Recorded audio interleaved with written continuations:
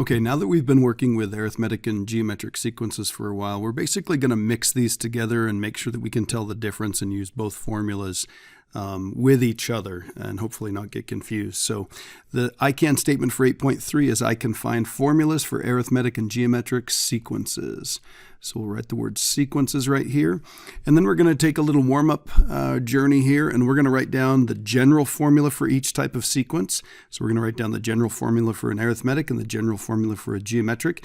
And just to make sure we're clear, depending on who you talk to, they might use different vocabulary to describe this general formula. They might call it explicit, or they might also call it an nth term formula. I tend to go with nth term formula just because that's the way I was taught.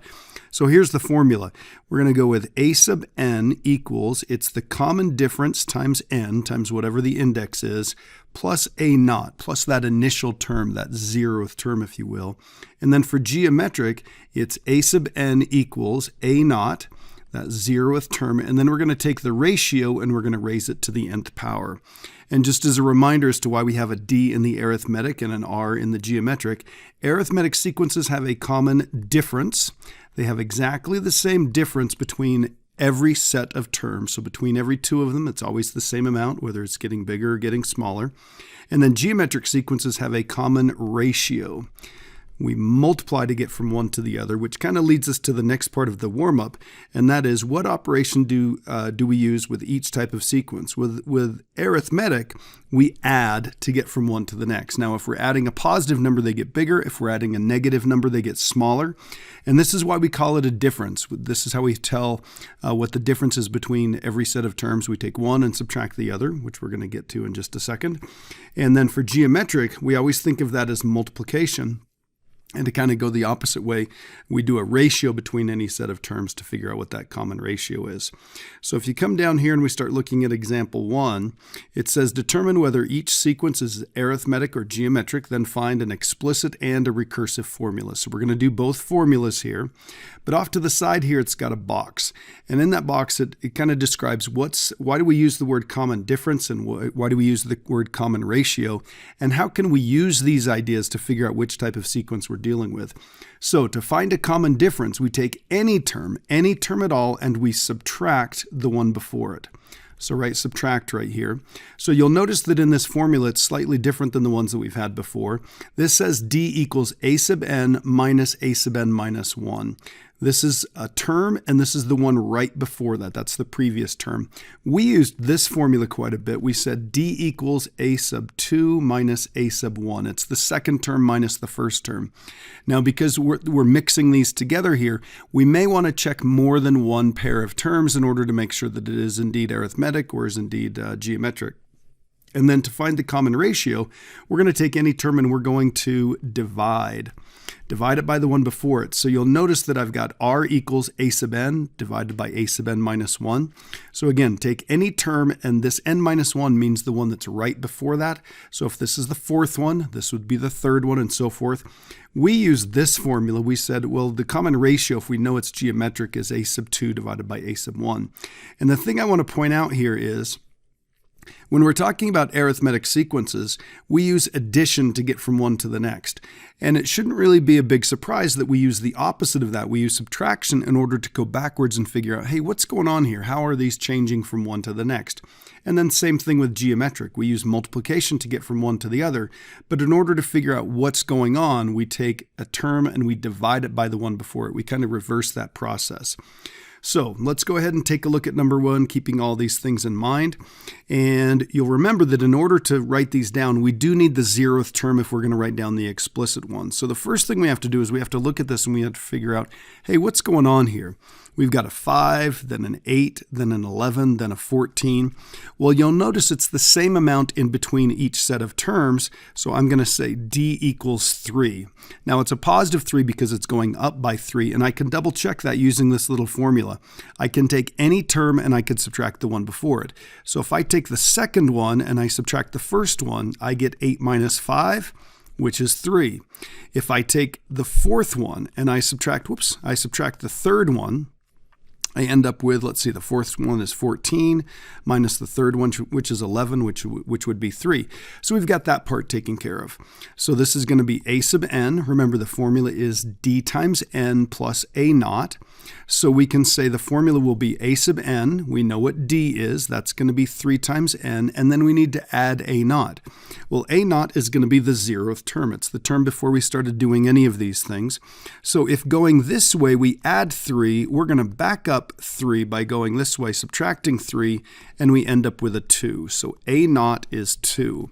So I'm going to put a 2 right here, and that right there is the general formula. That's the nth term formula. That's the explicit formula.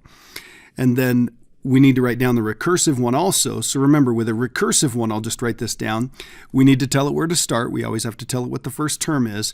And then we say, hey, if you want to get to the next one, you're going to take the one right before it, a sub n minus 1. And then you're going to add whatever the common difference is. So in this case, the common difference is 3. So here we go. I'm going to write down that a sub 1 is, now don't get confused, don't write down the 0th term. The first term in this sequence is 5, that's the first term. And then to get to the next term, we're going to take the one right before it, and we are going to add the common difference, and the common difference in this case is 3. So I'm going to put a box around that.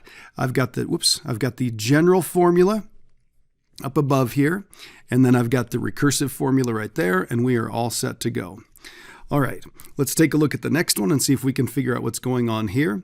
We've got a -5, then a 15, then a -45, and a 135. Now you'll notice that these numbers are getting really big really quickly. That's a pretty good indication that this is not going to be arithmetic. And the fact that this one up here was arithmetic, I probably ought to write this word over here. It is arithmetic. That's probably a pretty good indication that this one's going to be geometric, but let's double check and make sure. So I'm going to write geo down here for geometric. And then you'll notice that we've got at least 10 in between 5 and 15, at least 30 in between 15 and 45. So that, again, there's no way that this is going to be arithmetic. Well, we suspect that this is geometric. So what we're going to do here is we're going to find the ratio between any set of terms. So I'm going to do a2 divided by a1. That's the second term divided by the first term. I end up with -3. I'm going to take let's take the third term, and let's divide it by the second term. Any term divided by the one before it. So if I take the third term, which is -45, and I divide it by the second term, which is 15, I end up with -3. Okay, so I have a common ratio here. And again, I should come back over here and just point out, remember what common means. Common means the same. So the difference or the ratio between any pair of terms has to always be the same in order for these to work out the way they're supposed to. So between any pair of terms, what we're doing here is we're multiplying by -3. So I'm going to write r equals -3. So I've got that part taken care of. And just for uniformity, I'm going to circle that d equals 3. So then we've got to figure out what the nth term formula is. So remember, the formula is a sub n equals a naught, and then we're going to take the ratio and we're going to raise it to the n. So in this case, that's pretty easy. We're going to do a sub n equals, we don't know a naught yet, but the ratio is -3, and we're going to raise that to the n. So what we need to do here is we need to go backwards in this pattern. We normally multiply by -3. To go the other way, we are going to divide by -3. So if I take -5 and I divide by -3, then a naught, let me make that look like an a naught is going to equal, let's see, negative divided by negative, that's going to be a +5/3. So we end up with a fraction right here. So +5/3. So there is our nth term formula, our explicit formula, general formula, whatever you want to call it. Now, recursive looks like this. We always have to give it a place to start. We tell it what the first one is, and then we say the next one is going to be the one right before it, and I always like skipping a little bit of space right here. And then we put the ratio right in front here. You could put the ratio on the end and put it in parentheses, but it's a factor. We normally put those in front, like coefficients and stuff like that. So here we go on this one. We're going to say the first one is, right here, it's -5. And then if you want to get to the next one, you take the one right before it and you multiply it by the common ratio. So the one right before it is a sub n minus 1, and we're going to multiply by -3. I like putting a little dot right there so everybody's clear that we're multiplying, and that is the formula. Okay, so we've determined which is which. One of them is arithmetic, one of them is geometric. We figured out what the common difference and the common ratio were. And then we wrote an nth term formula for each one of these, and then we wrote a recursive formula for each. Okay, so I'm going to slide down here. And the notes today aren't very long. As long as you get these general formulas memorized, you're probably in pretty good shape. Again, the nth term formula for arithmetic is going to be d times n plus a naught. And the geometric one is going to be a naught, and then we're going to multiply by r raised to the n. So this one says, determine whether each sequence is arithmetic or geometric, and then find an nth term formula and find the indicated term. So you'll notice they give us a couple of terms here. We've got to figure out which is which, so just like up above. Now, if they were nice enough to say, hey, r is this, that's got to be geometric. If they told us that d is this, that's got to be arithmetic. You may have some problems on your assignment like that, but what we need to do is we need to find an nth term formula, and then it says find a sub 8, and it says find b sub 50. Now we'll talk about what that is in just a second, but let's go ahead and take a look at this. We've got 5,000, then 1,000, then 200, then 40. So you can tell immediately there's no way this is arithmetic. We're going down by 4,000 right here and then only 800 right here. So we do not have a common difference. Our only hope here is if we have a common ratio. So what I'm going to do is I'm going to write r equals, and I'm going to take the second term, and I'm going to divide it by the first term. And let's see, if I canceled those zeros, I end up with 1/5. And if I were to do, let's say, the third term, which is 200, divided by the second term, which is 1,000, I get 200 over 1,000. I could cancel those zeros. I get 2 over 10, which is also 1/5. So this has got to be geometric, and the ratio on this one is 1/5. Now remember, if our ratio is less than 1 in absolute value, so in other words, if it's a small fraction or a decimal, that means the numbers are going to be getting smaller as they go further and further out. If it's bigger than 1, then they're going to be getting bigger. So we've got a ratio of 1/5. They're getting a lot smaller very, very quickly. So we're going to write down the nth term formula. So that's going to be a sub n. And then we're going to use the ratio, and we're going to raise that to the 5th, and we put an n right there. We just have to find out what the 0th term is. Now, we've got to go backwards in this pattern, so we normally multiply by 1/5, or in other words, you can think of that as dividing by 5. So if I multiply by 1/5 going the other way, I would divide by 1/5, but we never divide by a fraction, so we're actually going to times by its reciprocal. We're going to times by 5. So you'll notice I better move this over so I can create some space on this one. A sub n on this one is going to be 25,000. That's going to be what a naught is. So a naught would be 5 times 5,000. That's going to be 25,000, and we'd need that formula, or that number right here, that term. Okay. Now, this is not the answer, because what they really want out of this is they want us to find the 8th term. So in order to find the 8th term, we're going to plug in an 8. So this is going to be 25,000. And then we're going to do 1/5 raised to the 8. I'm going to grab a calculator here, and I'm going to go ahead and type in 25,000. And I'm going to raise 1/5. I'm just going to do 1 divided by 5, and then I'm going to raise that to the 8th. And I'm going to hit enter on this. And let's see, we get 0.064. Now, we probably shouldn't answer this as a decimal. Let's have the calculator change this. I could have put it in as a fraction, but I'm just going to have it change the answer to a fraction. And we end up with 8 over 125. So a sub 8 equals 8 over 125. So I'll go ahead and circle that, and we've got our answer there. And we'll take a look at the next one. So on the next one, we've got -3, then 1, then 5, then 9, then 13, and so forth. And we want to find b sub 50, which of course up here a sub 8 meant the 8th term. Down here b sub 50 means the 50th term. So because this one is geometric, we've probably got a pretty good suspicion that this next one is going to be arithmetic, but let's double check and make sure.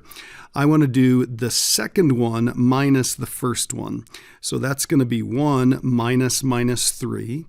And I want to do the third one minus the second one. So that's going to be 5 minus 1. Well, 5 minus 1 is pretty easy. That's going to be a 4. 1 minus 3, remember that's going to count as a plus 3.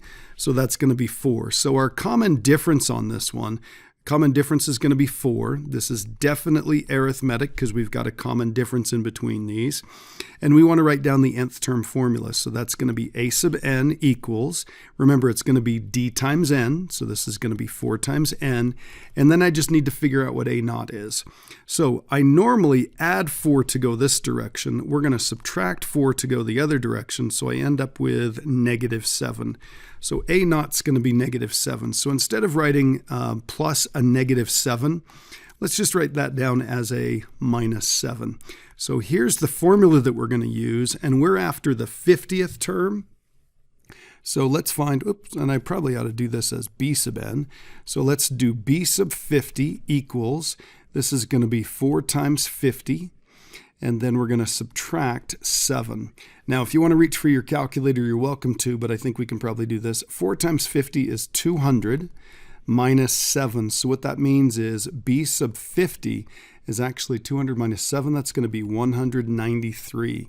So I'm going to go ahead and circle that. That's our answer for the 50th term, and we know what the formula is.